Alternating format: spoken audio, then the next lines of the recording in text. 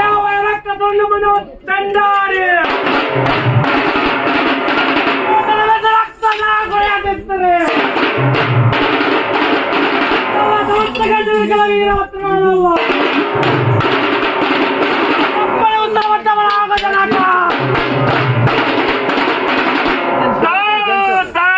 ವೀರಭದ್ರನ ತಾಳು ನಿನ್ನ ತಾಯಿಯಾದ ದ್ರಾಕ್ಷಾಣಿ ದೇವಿಯು ದಕ್ಷ ಬ್ರಹ್ಮನ ಯಾಗದಲ್ಲಿ ಬಿದ್ದು ಬೆಂದು ಅಲ್ಲಿಗೆ ಹೋಗಿ ಅವನ ಯಾಗವನ್ನು ನಂದಿಸಿ ಅವನ ಗರ್ವವನ್ನು ನಾಶ ಮಾಡಿ ಬಾಯಿಸಿದರು.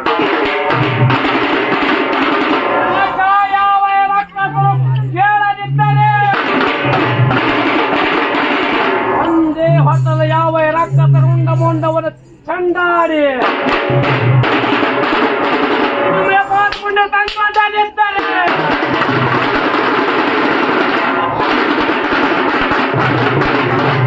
ಹೊರಜೀವನ ಪುತ್ರ ಸಮರ್ಥ ಕಂಡು ಕರವೀರವತ್ತನಲ್ಲ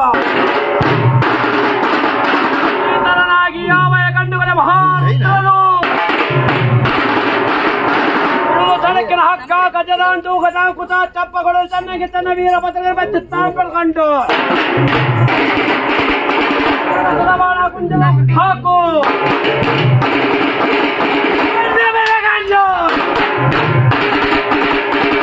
ಚಿತ್ರಗಾತಂ ತೆಗೆದು ಕಚ್ಚೆ ಕಾಳಿ ಕರಾಳಿ ಅಡ್ಡದುರಿಗೆ ಬಾಯಿನಲ್ಲಿ ಇಟ್ಟುಕೊಂಡು ಅವಯ ರಕ್ಕಸರ ಪಟ್ಟಣಕ್ಕೆ ತಾಳೆ ತಾಳ ಆದಿ ತಾಳ ಮುಖಾಂತರವಾಗಿ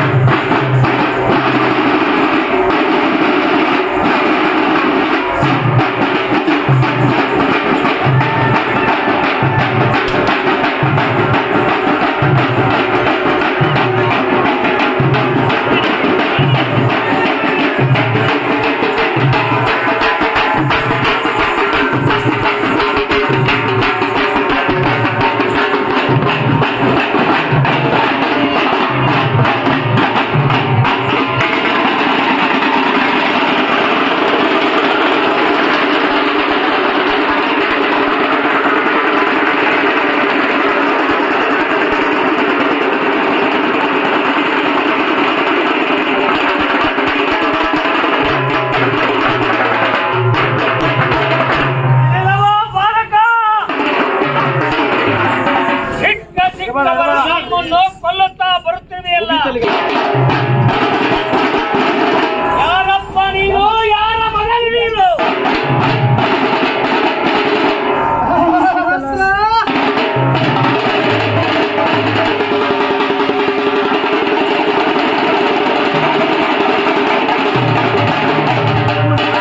ನೀನು ಯಾರ ಮಗನು ನೀನು? ಚಿಕ್ಕ ಚಿಕ್ಕಲ್ಲೇ ಕೊಲ್ಲುತ್ತಾ ಬರುತ್ತಿದೆಯಲ್ಲ, ಎಷ್ಟು ಧೈರ್ಯ ಇರಬೇಕು?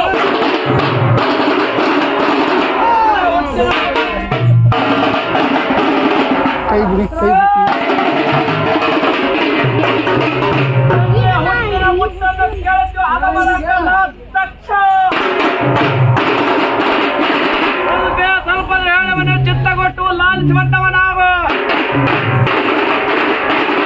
ಹಾಗೆ ಯಾವ ತಾಯ ಗರ್ಭದಲ್ಲಿ 9 ತಿಂಗಳು ಇದ್ದು ಮಲಭೂತ ಹೊಳಾಡಿ ಬಂದವನು ನಾನಲ್ಲ.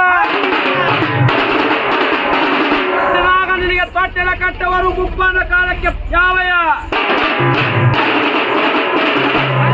ಅದಕ್ಕೆ ಹಣೆಗೆ ಪಾದಿಂಗವ ಕಟ್ಟುವರು ಕಾಲಕ್ಕೆ ಚಟ್ಟವ ಕಟ್ಟವರು ಚಟ್ಟ ಕಟ್ಟಿಸಿ ಕೊಲ್ಲವರ ಮಗನಲ್ಲ ನಾನು. ಆ ಯಾವ ಕೈಲಾಸದ ಒಡೆಯ ಮೂರು ಕಣ್ಣಿನ ಮುಕ್ಕಣ್ಣ ಮಹಾದೇವನ ನೇತು ಉದ್ಭವಿಸುತ್ತ ಕಂಡು ಮಹಾರುದ್ರ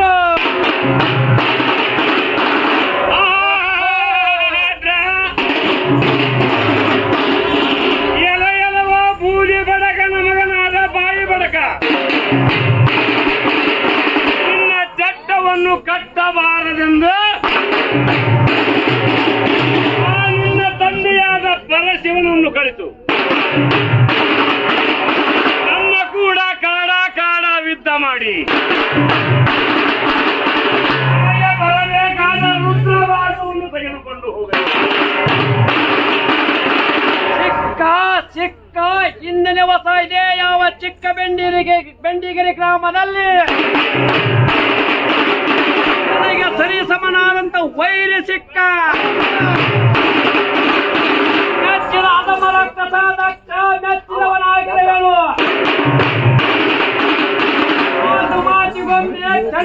ಬಂದೆ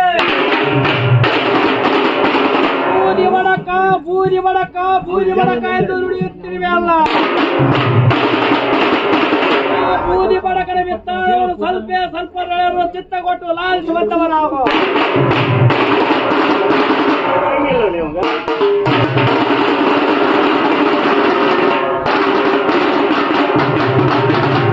ದಕ್ಷ ಬ್ರಹ್ಮನಿಗೆ ವಯಸ್ಸಾದಂತೆ ಕಾಣುತ್ತಿರುವುದು.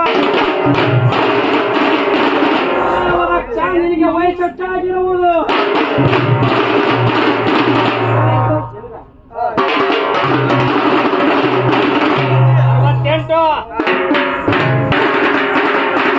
ಈ ಮುನಿದಕ್ಷ ಬ್ರಹ್ಮನಿಗೆ 68 ವಯಸ್ಸಾಗಿರುವುದಂತೆ.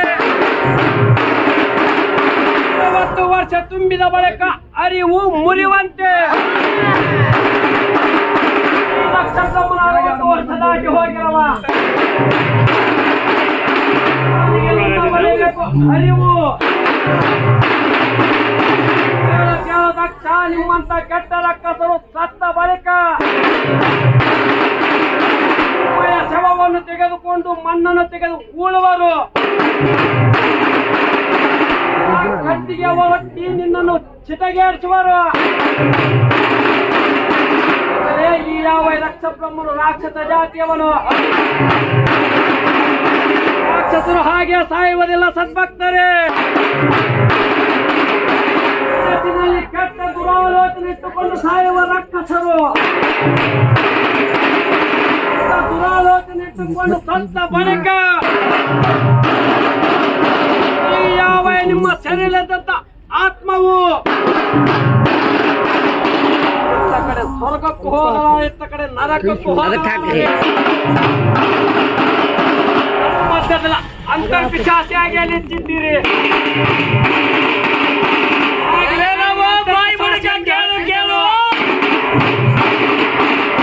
ಈಗಿನ ಕಾಲದಲ್ಲಿ ದವ್ವ ದವ್ವ ದವ್ವ ಎಂದು ಹೇಳುತ್ತಿರುವರು. ನೀವು ದವ್ವವಾಗಿ ಅಲರಾಡುತ್ತಿದ್ದೀರಿ.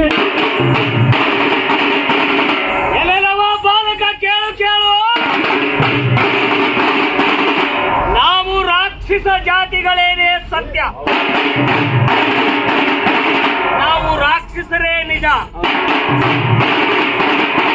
ನೀವು ದೇವಾನು ದೇವತೆಗಳು ಮಾಡಿದ್ದಾದರೂ ಏನು, ನಿಮ್ಮ ಐಶ್ವರ್ಯವೆಲ್ಲವೂ ಸಮುದ್ರ ಪಾಲಾಗಿರುವಾಗ ಇದೇ ರಾಕ್ಷಸರು ನಿಮಗೆ ಬೇಕಾಗಿತ್ತು.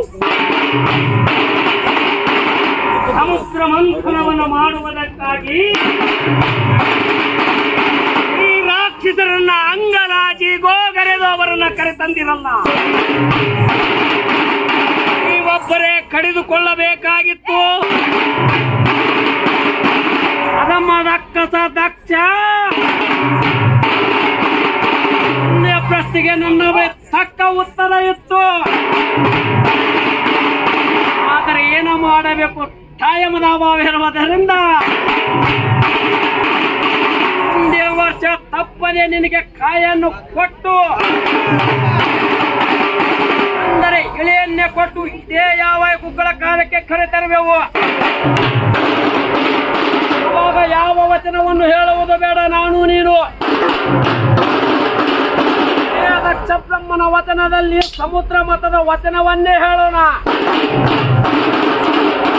ಈ ಪ್ರಕಾರವಾಗಿ ದಕ್ಷ ಬ್ರಹ್ಮನಿಗೂ ಹಾಗೂ ಯಾವ ಪರಶಿವನ ಪುತ್ರ ಸಮರ್ಥ ಗಂಡು ಯಾವ ತುಂಬಿದ ರಂಗದಲ್ಲಿ ಕಾಡ ಅಂತ ಪ್ರಾರಂಭ ಆಯ್ತು ದೇವ.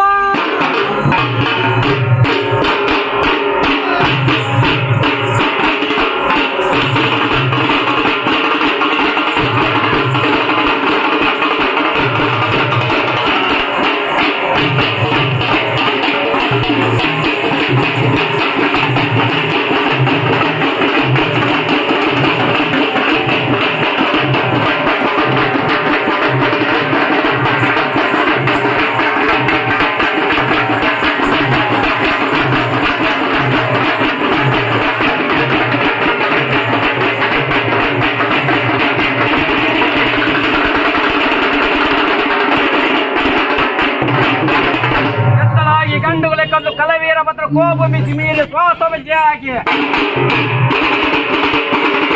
ಕಳೆದಂತ ವೀರ ಕಟ್ಟಗಳ ಮರಣ ಹಿಡಿದಂತವನಾಗಿ ಲಕ್ಷ ಬ್ರಹ್ಮದ ಹೊಂಡವನ್ನು ಓಡಿ ಬಂದರು ಸುತಾದೇವಿಯು. ಓ ಶಂಕರ ಪುತ್ರರಾದ ಶ್ರೀ ವೀರಭದ್ರದೇವರೇ, ಈ ಎಲ್ಲ ಪತಿದೇವರು ಮಾಡಿದ ತಪ್ಪನ್ನ ಕ್ಷಮಿಸಿ ನನಗೆ ಮುತ್ತೈದಿತನವ ನೀಡಬೇಕೆಂದು ಪಾದ ಪದ್ಮಗಳ ಮೇಲೆ ಬಿದ್ದು ಬೇಡಿಕೊಳ್ಳಲು ಗಂಡುಗಳ ಮಹಾರುದ್ರನು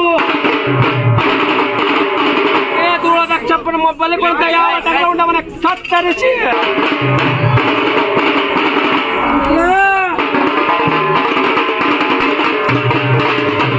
ಯಾವ ದಕ್ಷಪ್ಪನ ಬಲಿಕೊಂಡ ಯಾವ ತಗೊಂಡವನ ಕತ್ತರಿಸಿ ಯಾವ ಟಗರ ಚಂಡಂದೆ ಹಚ್ಚಿ ಬ್ರಹ್ಮನಿಗೆ ಪುನರ್ಜನ್ಮದಾನ ಮಾಡಿ ಕೈಲಾಸಕ್ಕೆ ಕರೆದೊಯ್ದನು ದೇವ. ಭದ್ರಕಾಳಿಯ ರಮಣ ಕಡೆ ಕಡೆ ಕಡೆ